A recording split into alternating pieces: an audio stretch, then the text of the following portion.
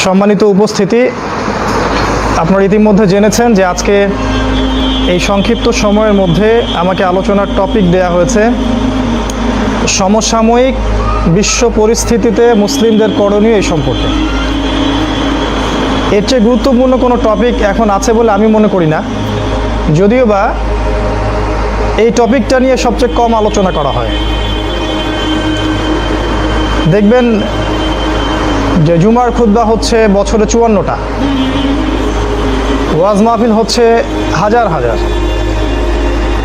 আসলে এখন আমরা কোন প্রেক্ষাপটে বসবাস করছি, দেশের অবস্থা কেমন, বিশ্বের অবস্থা কেমন, মুসলিমদের অবস্থা কি, এখানে আমাদের করণীয় কি, এই বিষয়গুলো নিয়ে খুব কম আলোচনা করা হয়। এটা খুব দুর্ভাগ্যজনক বিষয়।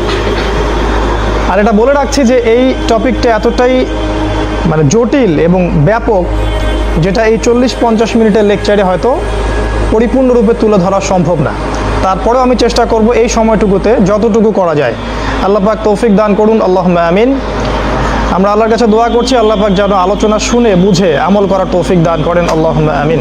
রব্বি ইশরাহ লি সাদরি ওয়া ইয়াসসির লি আমরি ওয়াহলুল উকদাতাম মিন লিসানি ইয়াফকাহু কওলি। বর্তমান প্রেক্ষাপট বুঝতে হলে আমাদেরকে প্রথমে ফিরে যেতে হবে 1500 বছর আগে।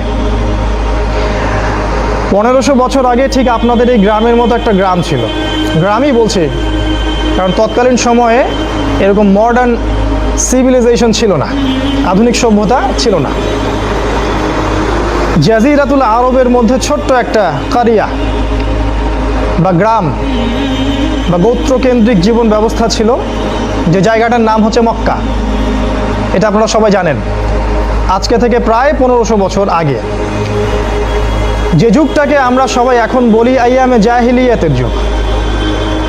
দেখবেন যারা সেকুলার, যারা নাস্তিক, যারা মুরতাদ, মুনাফেক, তারাও টকশোতে বসে বসে এই কথাগুলো বলে যে ওই সময়টা ছিল আইয়ামে জাহিলিয়াতের যুগ। তো আইয়ামে জাহিলিয়া মানে কি? আইয়ামে জাহিলিয়া মানে অন্ধকারাচ্ছন্ন যুগ, যে যুগে শুধু অন্ধকার আর অন্ধকার, কোনো আলোর হদিস নাই। আসলে কি তাই? ওই সময় আসলে কি কি ঘটতো যে কারণে আমরা ওই যুগটাকে জাহিলিয়াতের যুগ বলছি?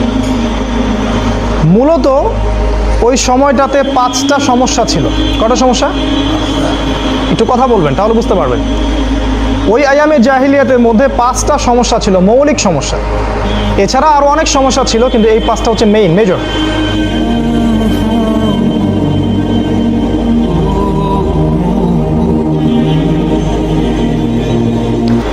তার মধ্যে 1 নম্বর সমস্যা ছিল শিরক।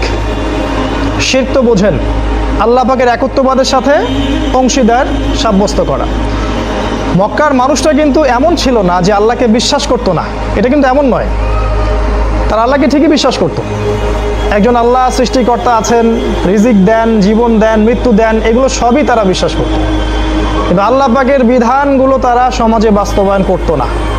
আবু জেহেলের নাম শুনেছেন? আবু জেহেল বদরে যখন যাচ্ছে আমাদের নবীর বিরুদ্ধে যুদ্ধ করতে, তখন সে গিয়েছিল প্রথমে কাবা ঘরে। কাবা ঘরে গিয়ে বলেছিল আল্লাহুম্মা ইন কুনতা তা'লাম, আল্লাহর কাছে দোয়া করছিল, হে আল্লাহ আপনি যদি জানেন যে আন্না মুহাম্মাদান আলাল হক, যে মুহাম্মাদই হকের উপরে আছে, ফানসুরহু, তাহলে তাকেই সাহায্য করেন।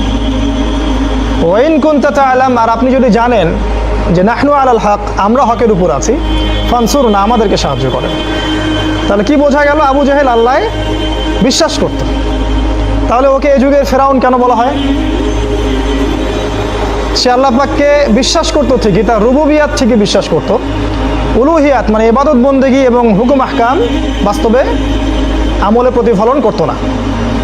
যাই হোক, তো তখনকার মেজর প্রথম সমস্যা ছিল শিরক। এর মানে এই নয় তারা আল্লাহকে বিশ্বাস করতো না, তার ইবাদতের জীবনে, সামাজিক জীবনে, পারিবারিক রাষ্ট্রীয় জীবনে আল্লাহর সাথে অন্য ইলাহদেরকে শরিক করতো। ঠিক যেমন তারা আল্লাহ বিশ্বাস করতো কিন্তু লাত, ওজ্জা, হুবল, মানাত এইসব মূর্তির পূজা করত। তারা বলতো মা না'বুদুহুম লিয়ুকাররিবুনা ইলাল্লাহি যুলফা, আমরা শুধু এই কারণেই এদের ইবাদত করি যে এরা আমাদেরকে আল্লাহ পর্যন্ত পৌঁছে দিবে। এখনও কিন্তু কিছু মানুষ মৃত মানুষের ইবাদত করে না? কবরসহ অনেক মানুষের কাছে আপনারা সাহায্য চাই না আমরা? আমরা চাই, আমরা বলি যে এই মানুষ, এই বুজুর্গ আমাকে আল্লাহ পর্যন্ত পৌঁছে দেবে, একই ব্যাপার, ওদের কনসেপ্ট একই ছিল। এটা ছিল 1 নম্বর সমস্যা। 2 নম্বর সমস্যা ছিল সুদ। সমাজে রন্ধ্রে রন্ধ্রে সুদ ছিল। সুদ তো বোঝেন, ইন্টারেস্ট।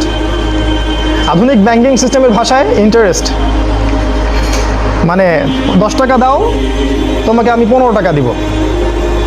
আর আমরা মনে করি এর মধ্য দিয়ে দারিদ্রতা দূর হয়ে যাবে, লাভ হবে আমার। ওই যে 5টা টাকা বেশি দিবে, এই 5টা টাকা আরও 10 জনের রক্ত চুষে সে নিয়ে আসছে। ওই 10 জন যে আবার ফকির হয়ে গেল, এটা তো বুঝতে পারি না। ওইদিকে আমি পড়ে আসছি। তো ওই সময়কার দ্বিতীয় প্রধান সমস্যা ছিল সুদ। সমাজের বেশিরভাগ মানুষই সুদখোর ছিল। খুব সংক্ষেপে বলছি, বুঝে নেবেন। 3 নম্বর সমস্যা ছিল মাদক দ্রব্যের ব্যাপক প্রচলন। আইয়ামে জাহিলিয়াতের ম্যাক্সিমাম মানুষ, স্পেশালি যুব সমাজ, মাদক দ্রব্যের সাথে সম্পৃক্ত ছিল। তারা, আমরা যেমন এখন ডাল ভাত খাই, ঠিক সেভাবে তারা মাদক সেবন করত। খুব কম মানুষ খুঁজে পাওয়া যেত যারা মাদক দ্রব্য গ্রহণ করতো না। 4 নম্বর সমস্যা ছিল নারী জাতির অবমাননা। মক্কায় নারীদেরকে মর্যাদা দেওয়া হতো না, নারীদেরকে পণ্য মনে করা হতো, হাট বাজারে বিক্রি করা হতো। বৈবাহিক অধিকারটুকুও ছিল না, মানে বিবাহ ছিল একটা ছেলে খেলার মতো আর কি। খুব কম ফ্যামিলির মধ্যে এখনকার যে বিয়ে সেটা হতো, এখনকার যে ট্রেডিশনাল বিয়ে, এটা খুব কম ফ্যামিলিতেই হতো। বেশিরভাগ ফ্যামিলিতেই বিয়ের নামে জেনা হতো আর কি। আপনি চাইলেন একটা মেয়েকে বিয়ে করলেন, আবার কয়েকদিন পর ছেড়ে দিলেন, এমন একটা সিস্টেম ছিল আর কি। আবার সন্তান নেওয়ার সিস্টেম ছিল এমন যে অনেকগুলো ছেলে মিলে একটা মেয়ের সাথে সেক্সুয়াল রিলেশনশিপ করতো, মানে সহবাস করতো। তারপর মা বলতো যে কে হচ্ছে ছেলের বাবা, সেভাবেই তার সাথে পরে বিয়ে হতো। এমন জাহেলি যুগ 1500 বছর আগে চলে গেছে। এটা 4 নাম্বার। আর সম্পত্তির অধিকার তো দেওয়া হতোই না মোটেই। আর 5 নাম্বার সমস্যা ছিল যে গোত্রীয় দ্বন্দ্ব, মানে ছোট ছোট ব্যাপার নিয়ে গোত্রে গোত্রে দ্বন্দ্ব সৃষ্টি হতো, এবং এত লম্বা যুদ্ধ হতো যে এক একটা যুদ্ধ 50, 60, 70, 80 বছর পর্যন্ত ছিল। একটা উদাহরণ দিচ্ছি। আইয়ামে জাহিলিয়াতে একবার একটা গোত্রের উট আর একটা গোত্রের ফসল খেয়ে ফেলেছিল। আপনারা হয়তো বুঝবেন আরো ভালো। একটা গরু ছাগল অন্য গোত্রের ফসল খেয়ে ফেলেছে।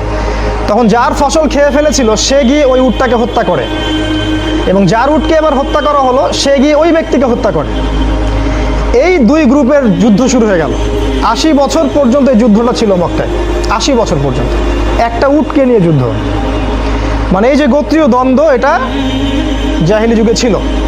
এই 5টা ছিল মৌলিক সমস্যা।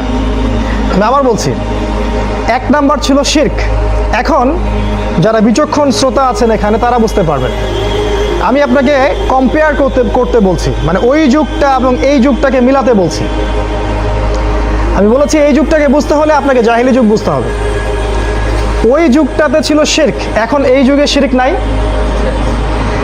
এই যুগে কোটি কোটি মানুষ আল্লাহকে পরোয়া করে না, তারা অমুসলিম এবং তাদের সংখ্যাই বেশি।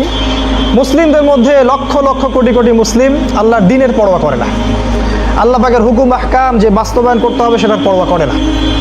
5 ওয়াক্ত সলাতও ঠিকঠাক মতো আদায় করে না।